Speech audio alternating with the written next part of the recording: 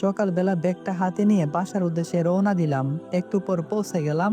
আঙ্কেলের নাম্বারে কল দিলাম, তখন তিনি বলল উপরে আসতে। আমি সেখানে গেলাম। বাসাটা তো অনেকটাই বড়। সিঁড়ি দিয়ে উঠতে যাব, হঠাৎ কারো আসার শব্দ পেলাম, মনে হচ্ছে দৌড়ে আসছে। সামনে তাকিয়ে দেখি যে একটা মেয়ে আমার একদম কাছাকাছি এসে পড়েছে। এখন না সরলে হয়তো ধাক্কা লাগবে। আর তখনই মনে হয়ে গেল ওই শপিং মলের কথা। কি চোটটায় না খেলাম, সেটা মনে পড়তেই সেখান থেকে সরে গেলাম। আর মেয়েটা আমাকে দেখে দৌড় থামাতে না পেরে পড়ে গেল। আর আমি বোকার মতো দাঁড়িয়ে আছি, হাসবো নাকি কাঁদবো তা নিজেই জানি না। শহরের মেয়েগুলো একটু অন্যরকম। যদি উঠাতে যাই, না তা করা যাবে না, যদি আবার চোর মারে। আর এদিকে মেয়েটা নিচে পড়ে গিয়ে কান্না করে দেই, মনে হচ্ছে পায়ে ব্যথা পেয়েছে। আর আমার দিকে রাগী দৃষ্টিতে তাকিয়ে আছে। আর আমি বোকার মতো দাঁড়িয়ে আছি। তখন মেয়েটা একা একা উঠে দাঁড়ালো। উঠে দাঁড়াতে দেরি হলো, কিন্তু আমার গালে থাপ্পড় মারতে দেরি করলো না। ঠাস ঠাস করে দুইটা থাপ্পড় মারলো। আমি কোনো কিছু বুঝে উঠতে পারছি না।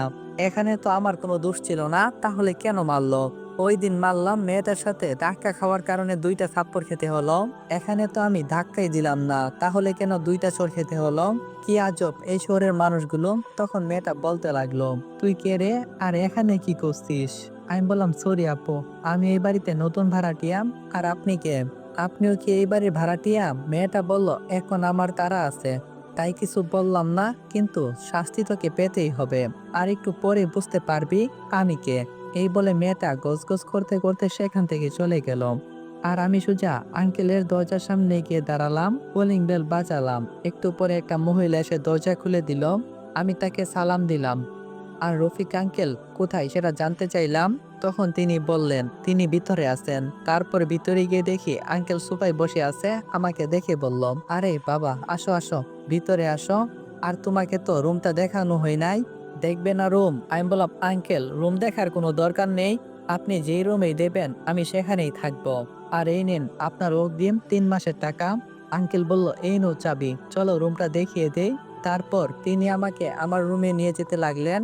আমি একটা রুমের তালা খুললাম, আর আমাকে বলল, এই নাও, এটাই তোমার রুম, সবকিছু দেখে নাও। আর এখন আমি চাই, কোনো সমস্যা হলে আমাকে বলবে। আর এই বাসায় কিছু নিয়ম কানুন আছে, সেটা তোমাকে পরে বলবো। আর এখন আমি চাই তুমি তোমার রুমটা বুঝিয়ে নাও। তারপর তিনি চলে গেলেন। আমি আমার রুমটা দেখতে লাগলাম, মোটামুটি ভালো সবকিছুই আছে। তারপর সোজা শুয়ে পড়লাম, কখন যে ঘুমিয়ে গেছি জানিনি। বিকালে আঙ্কেলের সাথে দেখা করলাম। আর তখন তিনি আমাকে একটা লম্বা লিস্ট দিলেন, যেখানে এই বাড়িতে থাকা সব নিয়মই আছে। লিস্টটা এরকম ছিল, রাত 10টার পর কোনোভাবেই আর গেট খোলা হয় না। যদি তুমি বাহিরে আটকে পড়ো, তাহলে আর বাসার ভিতরে আসতে পারবা না।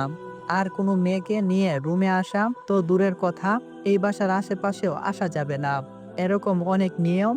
যাই হোক, এখন আমাকে কিছু বাজার করতে হবে। তাই বাজারের দিকে যেতে লাগলাম। একটু বাজার করে বাসায় আসলাম। বাজারগুলো নিজের রুমে রেখে রান্না করতে গেলাম। জীবনেও রান্না করিনি, এই প্রথম আমি রান্না করছি। ভাগ্যে কি পরিহাস। যাই হোক, ইউটিউব বাবাজি তো আছে, ঠুস করে ইউটিউবে ঢুকে গেলাম। আর লিখলাম কিভাবে রান্না করব জানি না, একটা উপায় বলে দেন সাধু বাবা। যাক, মজা বাদ দেন, গল্প শুনেন। ইউটিউব দেখে রান্না করলাম। জানি না কেমন হয়েছে। রান্না করতে করতে রাত 8টা বেজে গেল। তখন ভাবলাম একটু ছাদে যাওয়া যাক, তাই একটু চা বানালাম আর ছাদে চলে গেলাম। দেখলাম কেউ নেই, তাই একটা জায়গায় বসে পড়লাম। সেখানে বেশ কিছু ফুল গাছ লাগানো আছে, সেইগুলোই দেখতে লাগলাম। আর একটা ফুলের দিকে তাকিয়ে চমকে গেলাম। ফুলটা অনেকটাই সুন্দর, আমার অনেকটাই পছন্দ হয়েছে। তখন বসে চা খাচ্ছি, আর ফোনটা বের করে নতুন একটা ফেসবুক অ্যাকাউন্ট খুললাম, আর ফ্রি ফায়ার গেমটা ডাউনলোড করলাম। বসে বসে গেম খেলতে লাগলাম। একটু পর ছাদে আসার কারো শব্দ পেলাম, ভাবলাম কোনো ভাড়াটিয়া হয়তো। একটু পর যিনি আসলেন তাকে দেখে তো